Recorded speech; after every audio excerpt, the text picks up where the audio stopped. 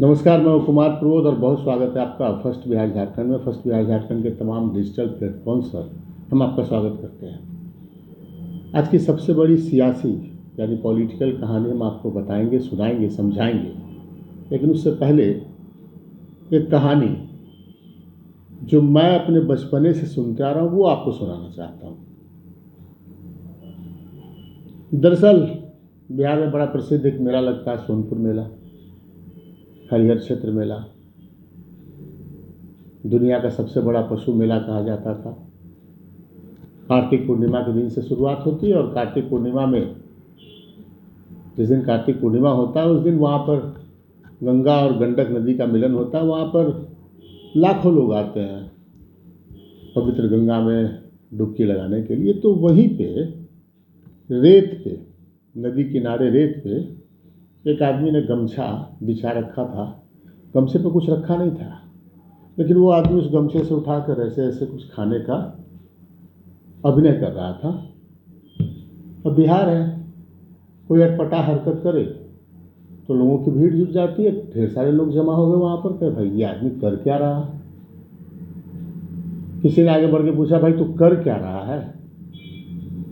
तो जो आदमी ये अभिनय कर रहा था गमछा से उठा के इस तरह से खाने का, उसने कहा मन मूढ़ी खा रहे हैं। मूढ़ी, फरही जो बोलते हैं ना जिसको, तो उसको खा रहे हैं। दूसरे आदमी ने जो वहाँ ये तमाशा देख रहा था वो आगे बढ़ा और उसको खींच के एक थप्पड़ जड़ा। सारे मूर्ख, जब मन में ही खाना है तो मन मूढ़ी क्यों खाओगे। मन लड्डू खाओ, मन पेड़ा खाओ, मन रसमलाई खाओ, मन रसगुल्ला खाओ। मन में जब खाना हो तो मूढ़ी क्यों खाया जाए। अब आप कहेंगे कि इस कहानी का बिहार के सियासी घटनाक्रम से क्या मतलब है, जिसकी चर्चा मैं करने वाला हूं। बड़ा मतलब है। दरअसल है क्या कि 4 महीने हुए, अगस्त महीने में, ये दिसंबर का महीना है, 4 महीने, ठीक 4 महीने पहले बिहार के मुख्यमंत्री नीतीश कुमार ने बीजेपी से पल्ला झाड़ लिया था, यू टर्न मार लिया था एक बार फिर से, और राजद, या फिर कहे कि राजद की अगुवाई में जो महागठबंधन है उससे नाता जोड़ लिया था। सत्ता में काबिज रहे। उस दौर की बात करिए। जेडीयू से लेकर आरजेडी का हर नेता हर सभा पर, हर मौके पर, हर कार्यक्रम में, मीडिया के सामने, हर बयान में एक बात कहता था, नीतीश कुमार देश के प्रधानमंत्री बनेंगे। और नीतीश जी जब प्रधानमंत्री बनने का सवाल पूछा जाता था तो मुस्कुराते थे, नहीं नहीं मेरी कोई इच्छा नहीं है, मैं तो इतना कह रहा हूं कि विपक्षी नेताओं को एकजुट करूंगा और एकजुट करके बीजेपी को उखाड़ फेंकेंगे। आप याद कीजिए, अगस्त में जब सरकार इनकी बनी थी और उससे लेकर सितंबर के पहले वीक में ये दिल्ली गए थे, तमाम नेताओं से मिले थे। उसके बाद उन्होंने कहा कि ये बातचीत जारी रहेगी। राहुल गांधी से मिले थे, शरद पवार से मिले थे, हरियाणा के चौटाला परिवार से मिले थे। मुलायम सिंह यादव जी स्वर्गीय हो गए, वो जब अस्पताल में भर्ती थे तो वहाँ गए, उनको देखने के बहाने। कहा अखिलेश यादव से मुलाकात हुई, तमाम नेताओं से मुलाकात, अरविंद केजरीवाल से मुलाकात हुई। किसी ने ये नहीं कहा था, इन नेताओं ने, कि नीतीश जी से विपक्षी एकता पर बात हुई। किसी ने कभी नहीं कहा। नीतीश जी कह रहे थे, नीतीश जी के साझेदार तेजस्वी प्रसाद यादव कह रहे थे, और नीतीश जी का दावा उस समय था कि हम देश में विपक्षी एकता करा कर रखेंगे और बीजेपी फिर उसको तो ऐसे उखाड़ फेंकेंगे कहीं रहेगा बीजेपी। लेकिन आज नीतीश कुमार के दिल्ली गए हुए 3 महीने हो गए, सरकार बने हुए बदली हुई 4 महीने हुए, दिल्ली गए हुए, सितंबर के फर्स्ट वीक में वो दिल्ली गए थे। 3 महीने हो गए। दिल्ली से वापस लौटने के बाद उन्होंने कभी विपक्षी एकता की बात नहीं की। और आज उनसे मीडिया वालों ने पूछा कि भाई आपकी विपक्षी एकता की मुहिम का क्या हुआ, 2024 को लेकर क्या तैयारी है। दरअसल पटना में जेडीयू की राष्ट्रीय परिषद की बैठक हो रही थी।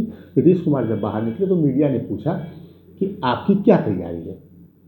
तो नीतीश कुमार ने जो जवाब दिया वो इंटरेस्टिंग है, पहले हम आपको सुनवाना चाहते हैं। सुनिए नीतीश कुमार ने क्या कहा। एक तो वो पत्रकारों का सवाल सुन के निकलने की कोशिश करने लगे, लेकिन जब बार बार सवाल आने लगे तो नीतीश कुमार ने क्या कहा ये एग्जैक्टली सुनिए। सर 2024 के लिए क्या तैयारी है सर? विपक्ष से बात करेंगे? ये सब आपको बतावेंगे ललन जी, राष्ट्रीय अध्यक्ष सर वही बताएंगे। आपकी तो आपने सुना, कहीं कोई शक शुबा रह गया आपको तो फिर से एक बार जवाब आपको सुनवाते हैं। सुनिए नीतीश कुमार क्या कह रहे हैं। सर 2024 के लिए क्या तैयारी है सर? विपक्ष से बात करेंगे? ये सब आपको बतावेंगे ललन जी, राष्ट्रीय अध्यक्ष सर वही बताएंगे। फिर से आपने सुन लिया, नीतीश कुमार ये कह रहे हैं कि 2024 के चुनाव को लेकर विपक्षी एकता, प्रधानमंत्री बनने का ख्वाब या आपके जहन में जो कोई भी सवाल उठ रहा है अब वो नहीं देखेंगे। अब सब कुछ ललन सिंह के जिम्मे कर दिया गया कि ललन सिंह जो उनकी पार्टी के राष्ट्रीय अध्यक्ष हैं। तो नीतीश कुमार का ख्वाब जो है न सिर्फ प्रधानमंत्री बनने का बल्कि देश के विपक्ष को एकजुट करने का, वो जो है वो चूर चूर हो गया है। आपको उनकी बात से समझ में आ रही होगी बात। कहाँ नीतीश कुमार खुद लोगों से जाकर मिल रहे थे और दावा कर रहे थे, ये बड़ी अच्छी बात, ये सबकी राय एक है। आप याद कीजिए उनके बयानों को, हमारे पास है उनके सारे बयान हैं। जब वो सितंबर के पहले वीक में दिल्ली जाकर लोगों से मिल रहे थे, सारे बयान हमारे पास हैं। ये दीगर बात है कि बंद कमरे में क्या बातचीत हो रही थी, उसका आभास जो नीतीश कुमार के बयान से नहीं, सामने वाले नेता से, या वो शरद पवार से मिले हों, राहुल गांधी से मिले हों, सोनिया गांधी से बाद में जाकर मिले, देश के दूसरे अरविंद केजरीवाल से मिले, तमाम जो बाकी नेताओं से मिले, तो उनसे जो बातचीत हुई और उसका जो रिजल्ट था, उसके नीतीश कुमार का बयान देखने की ज़रूरत नहीं थी। वो सामने वाला जो नेता था उनके हाव भाव को देखते आप तो समझ में आया था कि नीतीश कुमार की मुहिम की हवा निकल गई है उसी दौर में, टाई टाई फिस हो गया है। ये उसी दौर में तय था। दरअसल नीतीश कुमार जब गए थे तो आप याद करिए कि सोनिया गांधी से मिलने के लिए एक दफ़ा, पहली दफ़ा गए तो राहुल गांधी से मुलाकात उनकी हुई। राहुल गांधी ने उनके साथ जो तस्वीर खिंचवाई थी वो ऐसा था, ऐसे कोई सेल्फी खिंचाता ना, कोई नेता के साथ आप जाएंगे, कोई सामान्य आदमी, मेरे जैसा कोई सामान्य आदमी जाए, उसके बगल में खड़ा होकर एक सेल्फी खिंचवा लिया। तो नीतीश कुमार की फ़ोटो जो जारी हुई थी राहुल गांधी से मिलते उसी तरीके से, अगल बगल में खड़े, सेल्फी टाइप मामला, कोई बैठ के बैठक करते हुए कोई फ़ोटो नहीं हुआ था। बाद में वो सोनिया गांधी से मिलने गए लालू प्रसाद यादव के साथ, आपको याद है उसकी एक भी फ़ोटो सामने नहीं आई थी। खबर ये आई थी कि सोनिया गांधी ने चाय पानी इन लोगों को पिलाया और कहा अभी कोई बात नहीं करेंगे, जाइए। कोई बैठक भी नहीं हुई। कहा गया ये कि सोनिया गांधी ने कहा कि हमारी पार्टी का राष्ट्रीय अध्यक्ष जब चुना जाएगा, उस समय चुने जाने की प्रक्रिया हो रही थी, तो फिर हम आराम से आपको बुलाकर बात करेंगे। कोई बातचीत नहीं हुई। मल्लिकार्जुन खड़गे कब के चुने जा चुके हैं राष्ट्रीय अध्यक्ष, कहीं तो शुरुआत आपने देखी है? आपको हम याद कराते हैं, एक और बड़ी पार्टी, उत्तर प्रदेश की बड़ी पार्टी है अखिलेश यादव की समाजवादी पार्टी। मुलायम सिंह यादव अस्पताल में भर्ती, नीतीश कुमार चंद मिनटों के लिए उनसे मिलने गए, अखिलेश यादव वहाँ पर आए। अखिलेश यादव बाहर निकले, उनसे मीडिया ने पूछा क्या हुआ, कहा मैं कुछ नहीं बोलूँगा, नीतीश जी जो बोलेंगे उसको मान लीजिए वही सच है। असल बात ये थी कि अखिलेश यादव लालू यादव के जोड़ देने पर नीतीश कुमार से मिलने उस वक्त अस्पताल में, मेदांता अस्पताल में गए थे जहां उनके पिताजी मुलायम सिंह यादव भर्ती थे। एक लाइन बात हुई और उसके बाद हम आपको बताते हैं कि समाजवादी पार्टी का सम्मेलन हुआ, चुनाव हुआ वहाँ पर। उस चुनाव में, उस सम्मेलन में पार्टी कार्यकर्ताओं के बीच अखिलेश यादव ने एक लाइन चर्चा नहीं की कि कोई समझौता करना है किसी पार्टी से या विपक्षी एकता गठबंधन बनाना है, मोर्चा बनाना है। अब बताते अभी नई पार्टी, अभी नए देश में जो बीजेपी विरोधी मोर्चा में जो कांग्रेस को मात देकर आगे निकलने की तैयारी में लगा हुआ दल है, वो है अरविंद केजरीवाल की पार्टी, आम आदमी पार्टी। अरविंद केजरीवाल से जब ये मिलने गए थे नीतीश कुमार, आप याद कीजिए अरविंद केजरीवाल ने सारी बातें कही थी, अब ट्वीट करके बताया था, सिवाय पॉलिटिकल बातों की। उन्होंने कहा कि नीतीश जी आए थे हमसे मिलने के लिए, उनसे कृषि, शिक्षा, स्वास्थ्य जैसे देश में जो जन समस्याएं हैं उन पर बात हुई। यानी अरविंद केजरीवाल ने भी कोई नोटिस नहीं लिया। इनसे मिलने केसीआर आए थे, जिन्होंने अभी तेलंगाना राष्ट्र समिति से अपना नेशनल पार्टी अपने पार्टी को घोषित कर दिया और कहा कि हम पूरे देश में जो है वो पार्टी को फैलाएंगे और हम कांग्रेस के विकल्प के तौर पर अपनी पार्टी को खड़ा करेंगे। तो केसीआर ने तो इनको पटना में इनके सामने कह दिया कि नहीं, हम कांग्रेस के साथ जाकर राजनीति नहीं करेंगे, कांग्रेस का सरकार चला रहे हैं।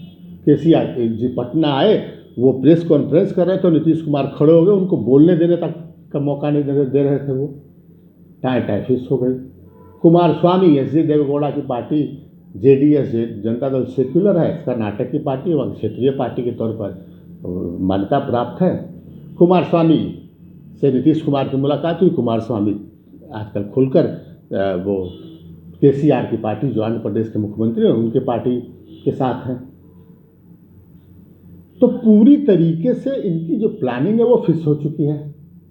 मामला ये था कि नीतीश कुमार भरमाना चाह रहे थे लोगों को, ध्यान भटकाना चाह रहे थे। दरअसल जो आदमी ये कहे किसी दौर में कि हम मिट्टी में मिल जाएंगे लेकिन बीजेपी के साथ मिल जाएंगे, बीजेपी के साथ चला जाए, फिर विधानसभा में खड़े होके या फिर जनसभाओं में कहे कि ये जेल गया जाकर पैसा लाएगा, ये चार्जशीटेड व्यक्ति है तेजस्वी प्रसाद यादव, और तरह तरह की लालू यादव के बेटों बेटियों पर तक उन्होंने संख्या तक पर उन्होंने सार्वजनिक सभा से निशाना साधा था। कई तरह की बातें हो रही थी। वो आदमी फिर जाके तेजस्वी प्रसाद यादव या लालू प्रसाद यादव से मिल लें, तो जनता के बीच जो साख है जो है वो ख़त्म हो जानी थी, जो कि हो गई है। अब तो साबित हो रहा है चुनावों से।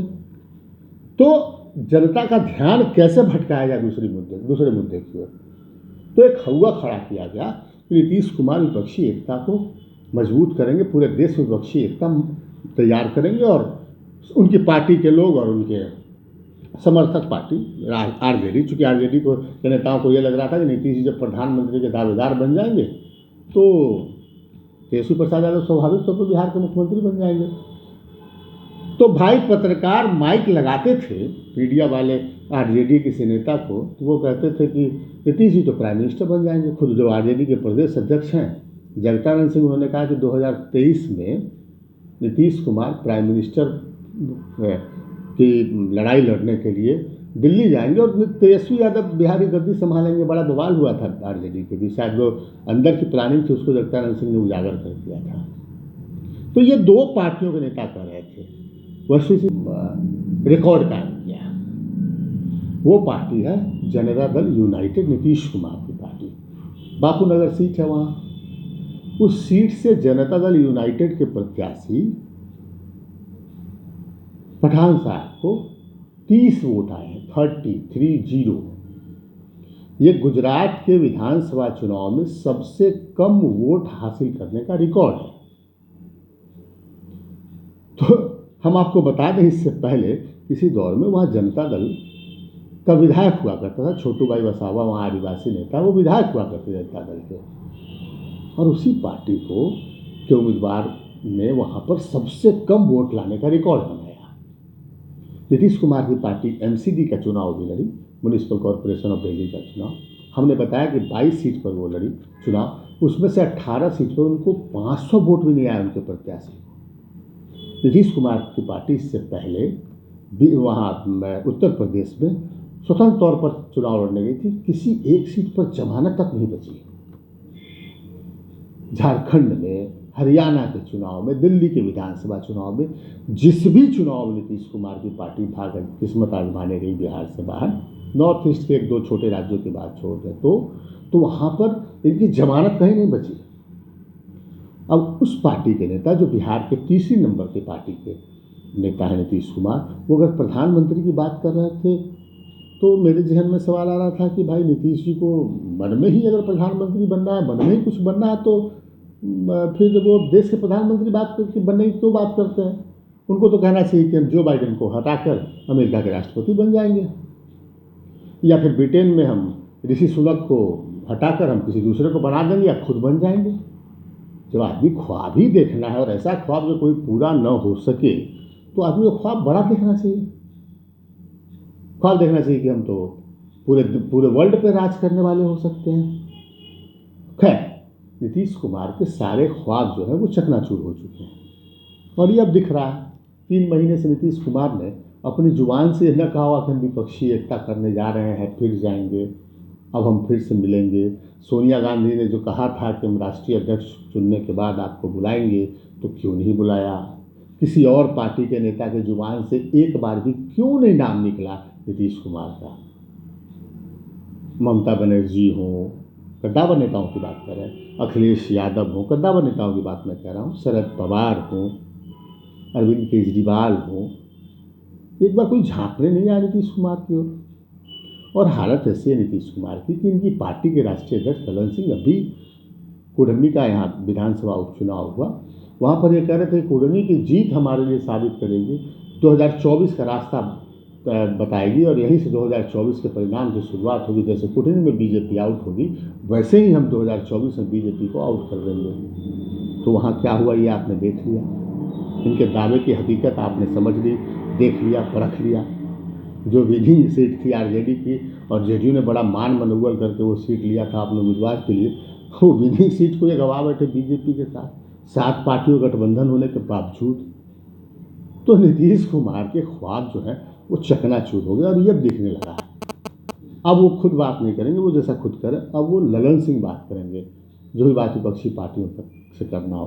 भाई यहाँ जब नीतीश कुमार सीजन पॉलिटिशियन तो है, देश में एक चर्चित चेहरा है, इसमें कहीं कोई शक नहीं है। 17 साल तक बिहार के मुख्यमंत्री रहे, केंद्र सरकार में कई सालों तक मंत्री रहे, तो उनकी एक पैठ थी देश की राजनीति में, एक इमेज था जो चकनाचूर हो गया। जो दरअसल जो साख जो है किसी भी चीज़ में, चाहे राजनीति हो, चाहे व्यक्तिगत जीवन हो, चाहे कारोबार हो, अगर आपकी साख खत्म हो गई तो सब कुछ खत्म हो गया। तो उनकी साख तो खत्म हो चुकी। इस तरीके से इन्होंने सियासी सैया, मतलब जो पॉलिटिकल बेड जो है वो इस तरीके से बदला है कि देश का हर कोई राजनेता उनको देखकर शर्मा जाए कि भाई ऐसे तो हमने कभी बदला, हमने किसी ने दूसरे ने किया नहीं होगा। तो उनकी साख खत्म हो गई है, ना कोई नोटिस लेने को तैयार है। ये सामने से दिख रहा है, ये कोई बायस में नहीं कर रहे हैं, ये दिख रहा है सामने से। कोई उनकी जो है उनका नोटिस लेने को तैयार नहीं है। तो आखिर किस मुंह से विपक्षी एकता की बात करें? हम आपको वो भी कहानी बताते हैं, हम पहले बता चुके हैं कि अगर नीतीश कुमार से अगस्त सितंबर में कोई नेता मिल रहा था तो वो लालू प्रसाद यादव के दबाव पर लालू प्रसाद यादव सब जगह फ़ोन कर रहे थे कि भाई एक बार मिल लो, नीतीश कुमार की छवि बन जाएगी। दरअसल लालू प्रसाद यादव को ये लग रहा था कि नीतीश जी प्राइम मिनिस्टर पद के दावेदार बन जाएंगे तो तेजस्वी प्रसाद यादव यहाँ मुख्यमंत्री बन जाएंगे बगैर किसी लाग लपट के, बगैर किसी विवाद के। लेकिन फिलहाल तो ये पूरा होता नहीं दिख रहा है, सपना चूर चूर हो गया है। और आज खुद नीतीश कुमार ने इस बात को स्वीकार कर लिया। जाते जाते हम एक बार फिर से आपको सुनवाना चाहते हैं कि 2024 में क्या तैयारी है आपकी नीतीश जी। सवाल जब पत्रकारों ने पूछा तो नीतीश कुमार ने क्या कहा?